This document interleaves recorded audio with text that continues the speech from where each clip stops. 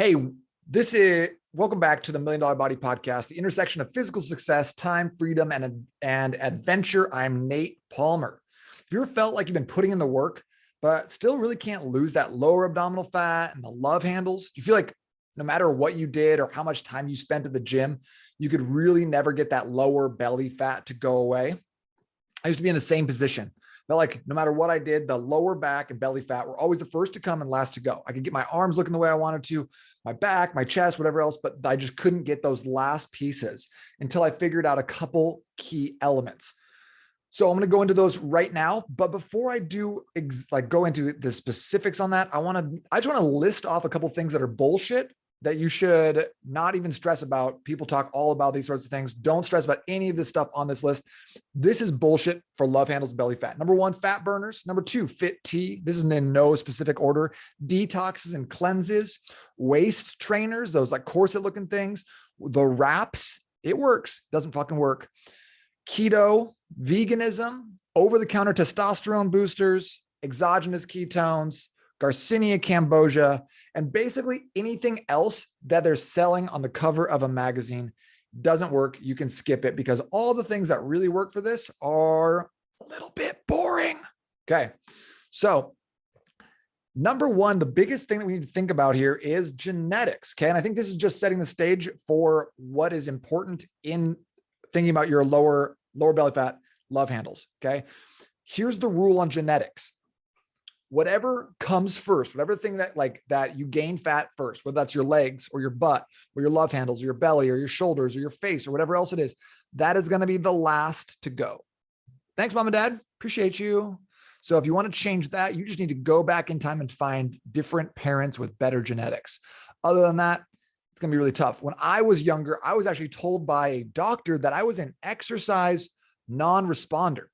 Now, there's been some research on non-responders and if it's actually a thing or not, but I should have known that this was bullshit. And I don't know, my mom took to this holistic doctor anyways.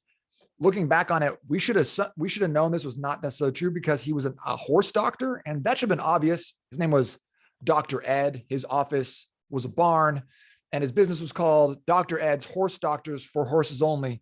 So taking his advice as like an adolescent child, I don't even know why we did that. It's probably the same guy who told my mom that we should be homeschooled. That's neither here nor there, but just a fun fact for you. So the first place to gain is the last place to go. Sometimes you're going to have a really lean back, shoulders, or arms, but still be holding fat in your stomach. Sometimes you'll cut the stomach fat fast, but be holding it in your arms or legs or face. Okay. This is all due to genetics and all due to your personal anthropomorphology. Wow. I just screwed that word up. That's due to your personal body type. How about that? Most of the time that if people are like, I'm lean in my arms, I'm lean in my back, I just can't get this last bit to go. What I see is that people need to lose about 5 to 10 pounds more than they thought they had to really get the lower abdominal fat to go away completely. So that's kind of what it seems like. I always thought I could be really lean at like 215 to 218. And I ended up having to get down to like 207, 209 to really see like the level of leanness that I was looking for. So sometimes it just takes a little bit longer to get there. So just make sure that you have the right expectations. So I say this because I want to set your expectations. It's not going to happen overnight. It's not going to happen super fast. And no matter what Dr. Oz says or what supplement you're buying, it's just not going to happen by you just taking a pill, powder, or potion. So stop looking for the easy fixes. Start paying attention to your body. Where do you gain fat first? And then set your expectations accordingly, because there's really nothing worse than being like, I'm in a cutting phase. I'm trying to burn belly fat. And then being like, I'm going to do this in 3 weeks. I got a vacation coming up next week. And then it doesn't happen. You kill yourself. You're doing cardio all the time. You're eating so low calories, and you don't get it done. And that's doing is just screwing you up and setting the stage for the next step being kind of difficult and failing. Here are some things that I don't want you to do. So look at genetics. Okay. Number one is checking that out. Number two is here's some things that we don't want to add in that a lot of people think, okay, more is better. I should probably be just adding in more X, Y, or Z, cutting more calories, just doing more. I think a lot of times doing less is actually going to be more effective, or having a to-don't list rather than a to-do list. Number one is cardio. We see this all the time. And I feel like doing cardio for fat loss is like daylight savings time. Cutting off an hour of time in the morning and adding it to the end of the day doesn't make the day any longer, doesn't make you any more effective. It just makes me late for every single appointment for like 2 weeks. So adding in cardio, increasing your hunger and having to deal with increased hunger cravings and while still only just using cardio as a way of burning a few extra calories is a exercise in futility. It's not going to last. It's not going to work out. And at the end of the day, you're going to have like kind of a net neutral, which is not what we're looking for. If you're spending 30 minutes to an hour on something every single day, there's a lot of things that are better bang for your buck. Cardio can also increase your cortisol levels, your stress hormones, depending on how stressed your life is on a regular basis, which can increase fat retention to save it for energy, especially if you're already eating in a deficit and doing a lot of cardio. HIIT workouts or conditioning circuits, another type of exercise that sounds good, but in reality is not helping you out long-term. Sure, you can burn more calories in a HIIT workout than you can do in steady state cardio, but also the recovery deficit, what you owe from doing that type of work increases. So whereas cardio, you can recover pretty fast, HIIT takes a little bit longer to recover from. During that time, your body isn't able to do more stuff, train it any harder, and is going to have elevated stress cortisol levels, which can lead to additional belly fat. So again, just kind of spinning the hamster wheel. So like maybe this will move the needle just a tiny bit, but if you're always taking 3 steps forward, 2.5 steps back, that's not gonna give you the biggest return on your investment, especially if you already are low on time. I know a lot of busy men in this group don't have a ton of time to devote to doing an hour, 2 hours of cardio every single day. Skip the HIIT. You don't need it. Number 3 is we train abs every day. We don't need to do that. Okay. A lot of people are like, what can I train? How can I do abs every day? I just need to get rid of X. I just need to get rid of the pooch.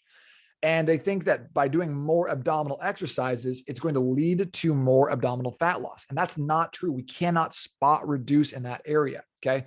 It's like being like, oh, I need to burn my shoulder. I need to burn some fat on my shoulders. Let me just do 1,000,000 side raises. Well, you can't train your shoulders every single day and stay injury free. And you don't want to train a muscle group all the time if you're interested in actually having it grow, because it's not growing in the gym. It's not growing during your sets of crunches. It grows during the recovery period, when you're sleeping, when you're resting, when you're eating. So we need to prioritize the recovery. So training abs every day, exercise in futility, takes up time, hard on your back, and it's unnecessary. It doesn't do anything for you. It's not beneficial at all. So let's put our energy and our focus into the shit that actually works. And we know what that shit is. Okay. Laying it out. So yeah, so that's a bummer. You can't spot reduce really, aside from, getting liposuction, but it also doesn't matter how many ab exercises you do or how strong your abs get if your body fat isn't low enough. So that brings us right back to like that. Might take another 5 or 10 pounds to get there. Okay. So don't stress. You want to train abs the same way we train other muscles. We want to do progressive overload. We want to get stronger or be able to get more reps in over time, doing about 8 to 15 reps, and then give yourself time to recover between workouts. So how many ab workouts should you do in a week? No more than 3. Or you can space out a couple different ab moves on different days, as long as you're training all aspects. So maybe one day you'll train the transverse abdominis, doing some stomach vacuums. We'll talk more about that in a minute. One day you train the obliques. One day you train the flexion, the rectus abdominis, your 6-pack. And then also training not just flexion, but also anti-flexion, holding yourself like a plank, or anti-extension, same thing. And then if you're training rotation, like a twist with a cable or a band, you're also training anti-rotation, where you're just holding it in front of you and doing a really solid isometric hold. That's going to help your body get the most out of those abdominal work. By the way, a lot of those isometric moves where you're hitting the transverse abdominis, the transverse is basically the girdle that wraps around your midsection and holds everything together. So number 1, it's great for power. If you want to throw harder, run faster, anything that requires you to translate power between the upper and lower body, you need to have a strong transverse abdominis to do that. Number 2, great for low back health. Okay. If you have a weak transverse, you're going to put all that pressure on your spine. Your low back's probably going to hurt. And if it already hurts, that's something that's probably already happening, unless you're in a car accident, something like that. But even that, having more of a better transverse is going to get you recovered faster, help you get back on your feet. And number 3, having a strong transverse abdominis will actually narrow your waist. And we're going to talk about a perfect proportions and how you can achieve those, even if your belly fat isn't quite where you want it to be. Stay tuned. So those are make sure that you're training all aspects of your abs. You're not training them every single day. 3 times a week probably is plenty, even if you're splitting up the exercises. So here's what we need to do rather than what we need to cut back on, which would that list I just gave you. Training abs every day, hit workouts, conditioning circuits, and adding in more cardio. We don't need to do that. So we do need to increase our walking, get more protein in our meals, work on strength training, and then work on this really, really difficult muscle to train, which is called patience. A client told me that he wanted to get in shape for a beach vacation that was coming up shortly. I said, hey, you can eat tilapia and broccoli, do cardio daily, and you'll get fast results, but then the weight is going to come all right back and perhaps more of it. Okay. Or what you can do is you can weight train, you can walk more, you can eat reasonably. You'll get slower results than if you did some sort of crash diet, but you'll get to keep them. You'll have a better metabolism. You'll feel healthier. And he goes, yeah, but how fast will the weight come off if I do the first option? And I was like, that's it. You're fired. So don't be like that. Don't be that person where you have to have those short results. Number one, if you're trying to get in shape for a vacation that starts in 3 weeks, you already missed your window. Okay. Go ahead, have a good time, get back on plan. Getting into a really good rhythm can often take 3 months, 6 months, even 12 months, depending on where you're at. So don't stress about putting in that time. You'll be so glad that you did. You know, they say like best time to plant a tree was 20 years ago. Second best time right now, right? You know, that's a little bit pithy or whatever, but there's a point to that. So just make sure that you are setting yourself up for success by giving yourself enough time to do this stuff. Okay. So increase your walking, 10,000 steps per day. That's a pretty good number. Is that the right one for every single person? Nah. Can you go with 8,000 steps? Sometimes, but 10,000 steps is a great number to shoot for. And it's going to do more for you than a complicated cardio routine or cutting out all foods that start with the letter T or whatever the newest fad diet is. So make sure you're getting those steps in, whether that's a walk in the morning that's a little bit longer, whether it's through a couple of different walks during the day, you're getting up from your chair, get it in how you can get it in. And then if you're like, how do I know how many steps I should get? You can get a pedometer on Amazon for like $6. Or if you have your phone in your pocket with you, you can track that on the health app. There's a lot of other trackers. Oura Ring will track that. Fitbit, that sort of thing. So get those steps in. That is such an easy thing to measure. It gives you a great little boost when you hit it. And also you're going to feel good. You're going to look better. You're going to burn more fat. Like it's just, there's no downside. And plus it's free, you know? So I'm trying to tell you things that are free and helpful rather than just being like, yeah, you got to go buy this supplement. It's really expensive, made of pure yak's blood. Skip it, Gwyneth Paltrow. The new rule for 2022, this is the new rule, $1 million body rule right here. We are not eating foods that don't have protein in them. If that meal doesn't have protein, we skip it. Okay. If you're going out and you're like, hey, we got this. And you're like, that's carbs, that's fats. Skip it. Don't eat it. We do not eat stuff that does not have a protein component in 2022. We are elevating. We are manifesting. We are the $1 million body community. We're here to stay. So that's our rule for 2022. Have more protein at meals. Make sure that every meal prioritizes protein. And if it doesn't have it, skip it. Promise you won't be upset by skipping 1 or 2 meals next year. You'll be fine. Strength training. Let's get that. Let's add that in. So 2 to 4 days per week of strength training is awesome. And strength training is hard. Building muscle is hard. It takes a long time. But like I said, if you started this a couple of years back, wouldn't you be thanking yourself right now if you put yourself in this position? So making sure that you are getting those strength workouts in, because that's going to build your metabolism over time. It's going to allow you to eat more pancakes.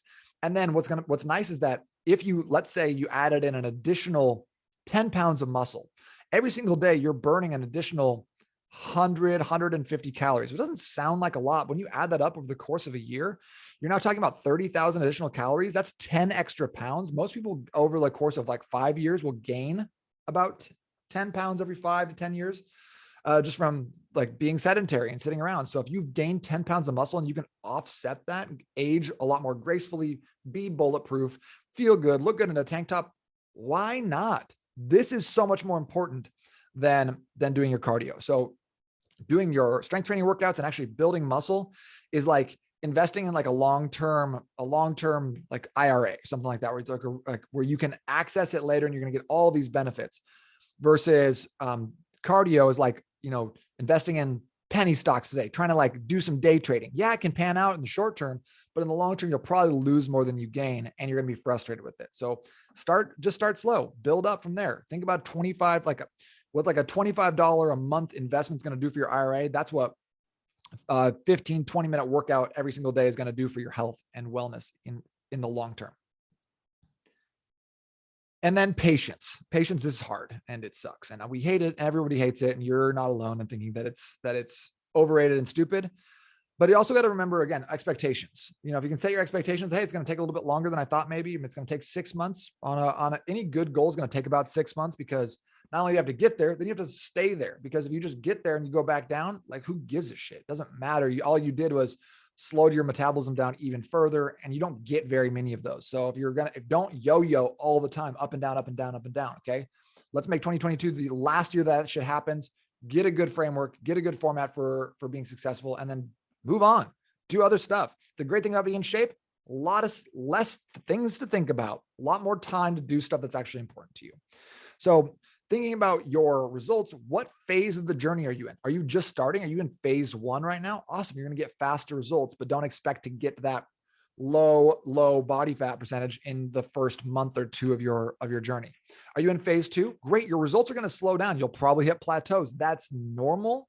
Keep going. Okay. If you're listening to this and you've been seeing some progress, losing a pound or 2 a week, you're getting there. It's not feeling like, oh, I'm not absolutely killing it. Keep going. Keep going. You're doing a good job. Don't stop. Don't switch it up until you hit a plateau for at least 2 weeks. And if you have that, reach out to me, send me a DM, shoot me an email, nate@n8trainingsystems.com. And we can talk about what's causing that plateau. How do we bust that thing? How do we bust that bad boy way open? So what we want to do is we want to increase our walking 10,000 steps per day, get more protein at meals, aim for your body mass in grams, essentially. Do more strength training 2 to 4 days per week, and then exercise that patience muscle, which is my least favorite muscle to train, but it makes a big difference long-term. Also just takes a lot of stress off your brain. If you're not constantly thinking like, I got to get this done in 3 weeks, that's stressful, man. Relax. It's going to be all right. And then the last thing is that sometimes belly fat, that lower belly fat, that love handles, it's not as important to get rid of that as having a good proportion of your shoulders to waist ratio, that V taper. Okay. Because naturally humans, men and women both, are drawn to symmetry and what's called the golden ratio. So you want to make sure that, like, if this is important to you and aesthetics are important to you, what we want to do is we want to have a specific ratio of waist size to shoulder size. And because even if you have a little bit of extra fat, no one's going to notice that, because they're going to be naturally drawn to that V taper that you have on your body. So it's kind of like, that's what all people who are like Hollywood actors, they'll always try to nail this V taper or get this right proportion, because it makes them look bigger and leaner for the movie. So they have to do a little less work. They can get away with a little bit more if the proportions are right. So what we want to do is we want to assign our waist a value of 1. And if the waist is 1, we want our shoulders to be 1.618 if you're really trying to get into that golden ratio.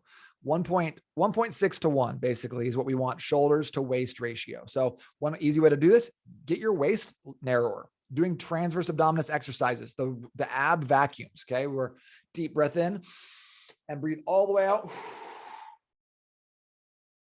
Crunch your abs. Can't really breathe. Make sure that you exhale everything out, push everything out of your stomach, and then hold that tension. You should feel that tension in the core, especially in the lower abs. I like to do this at stoplights. So that way you can get in like 1, 5, 10 every time you're driving.